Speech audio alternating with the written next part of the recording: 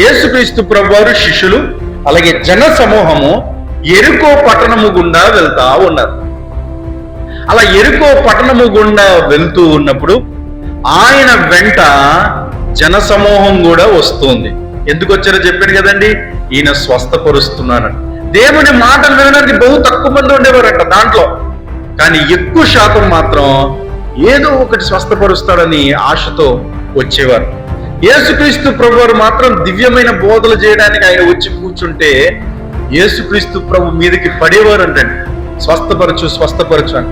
అందుకే నేను చాలా సందర్భాల్లో యేసుక్రీస్తు ప్రభువారు వారిని గద్దించినట్టుగా మనం చూస్తూ ఉంటాం. మీరు నన్ను ఆటంకపరచకండి, మొదటగా నేను చెప్పే మాటలు వినండి అని అనేక సందర్భాల్లో ఈ విధంగా యేసుక్రీస్తు ప్రభువారు సువార్తను ప్రకటిస్తూ ఉంటారు. ఈ రోజుల్లో కూడా అండి, చక్కటి దేవుని వాక్యం చెప్తాము అని అంటే ఆ వాక్యాన్ని, ఆ సత్యమైన దివ్యమైన శక్తివంతమైన వాక్యాన్ని విని ఆత్మీయంగా బలపడాలి అనే ఉద్దేశంతో వచ్చేవారు బహు తక్కువ మంది ఉంటారు.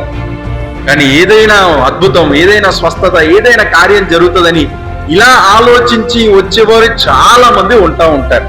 ఏది ఏమైనప్పటికీ ఒక వ్యక్తిని ఆకర్షించాల్సింది దేవుని వాక్యం మాత్రమే. దేవునికి స్తోత్రం.